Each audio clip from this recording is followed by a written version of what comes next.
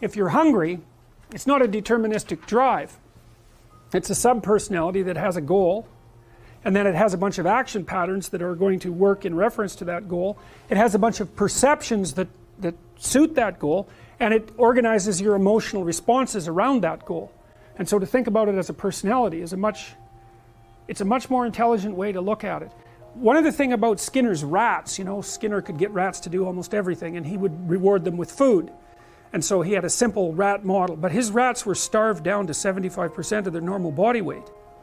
So not only were they not social, gregarious rats like rats are, because they were isolated, they were genetically altered from wild rats, but they also weren't as complex as a real rat because they were starving. And so, but you know, a starving rat is a pretty good model of a rat, and a rat is a pretty good model of a person. But a lot of our models of simple behavioral learning were based on starving, isolated rats.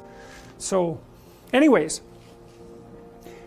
how to think about motivation? We'll think about it from the hypothalamic perspective. So we could say one thing that motivation does is set goals. We could say that emotions track progress towards goals. And I'm going to use that schema even though it's not exactly right. So you say, well, motivation determines where you're going to aim. So if you're hungry, you're going to aim at something to eat. And then that will organize your perceptions so that you zero out everything that isn't relevant to that task, which is almost everything. You concentrate on those few things that are going to facilitate your movement forward. When you encounter those things, that produces positive emotion as you move through the world towards your goal, and you see that things are laying themselves out that facilitate your movement forward. Those things cause positive emotion. And if you encounter anything that gets in the way, then that produces negative emotion, and it can be like threat, because you're not supposed to encounter something that gets in the way. It can be anger, so that you move it away. It can be frustration, disappointment, grief. Those would, if you had a response that serious to an obstacle, it would probably punish the little motivated frame right out of existence. You know, so you walk downstairs and, I don't know, the contracting company has set a wrecking ball through your kitchen. It's like, that's going to be disappointing. You're not going to keep eating the peanut butter sandwich in the rubble. That little frame is going to get punished out of existence, and some new goal is going to pop up instead. And you know, one of the things we're going to try to sort out is how do you decide when you've encountered an obstacle that's so big that you should just quit and go do something else, because that's not obvious. You know, and you can get into counterproductive persistence pretty easily. So we don't know how people solve that problem. It's a really complicated one. So anyways, we're going to work on that scenario.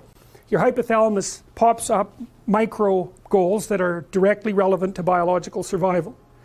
That produces a frame of reference. So it's not a goal, it's not a drive, and it's not a collection of behaviors. It's a little personality.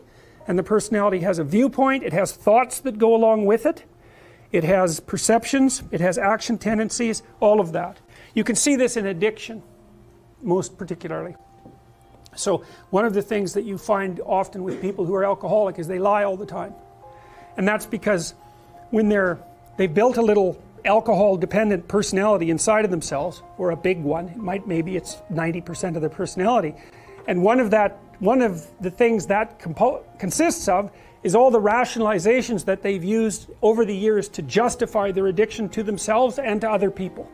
And so the addiction has a personality. You know, and so when the person is off, or maybe they're addicted to meth or something like that, where, you know, the addiction is more, it's more short-term powerful, than I would say, than an alcohol addiction. They'll say anything. And the words are just tools used to get towards the goal. And if they happen to be deceptive, whatever, it doesn't matter. They're just practical tools to get towards the goal. And then when you get towards the goal and you take a nice shot of meth or something like that, you reinforce all those rationales that you used to get the drug, and then the next time you're even a better deceiver and liar. So, okay, so we're going to say motivations, one way of thinking about it is they set goals, but it's not the right way of thinking about it. They produce a whole framework of interpretation. And so we're going to think about that framework of interpretation. And then emotions emerge inside of that. So that's it. So the world is framed, motivation set goals. You could say the world has to be framed. So motivation sets that frame. Goals, emotions, perceptions, and actions. And then actions track progress. So positive emotion says you're moving forward properly towards your goal. And if you encounter something you don't expect, you stop. That's anxiety. It's like, oh, we're not where we thought we were. And so we don't know what to do. So we should stop because we don't know where we are or what we're doing. Stop, frozen. And then the more powerful negative emotions like pain, they might make you get out of there. So emotions: forward, stop, reverse. That's your emotions within that motivated frame. So, and that's another example of how your mind is embedded in your body. You know, emotions are like they're offshoots of action tendencies. That's the right way to think about it, because action is everything fundamentally. So what are some basic motivations? Most of these are regulated by the hypothalamus, by the way, and that tells you just how important a control system it is. The other thing that's useful to know about the hypothalamus is that it has projections going up from it that are like tree trunks, and inhibitory projections coming down that are like grapevines.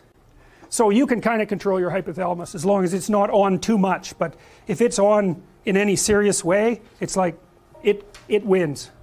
So partly what you do to stop yourself from falling under the dominion of your hypothalamus is to never ever be anywhere where its action is necessary, right? You don't want to go into a biker bar because you might find yourself in a situation where panicked defensive aggression is immediately necessary. You probably don't want that. You don't want the panic, you don't want the terror, you don't want the frenzied fight, you don't want any of that. You don't want to have to run away in absolute panic. So you just don't go there. And a huge part of how we regulate our emotions is just by never going anywhere where we have to experience them.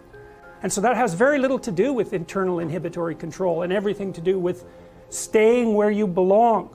So, okay. So, basic motivations: hunger, thirst, pain. Pain is not regulated by the hypothalamus. That's a different circuit. Anger/aggression, thermoregulation, panic and escape, affiliation and care, sexual desire, exploration, play.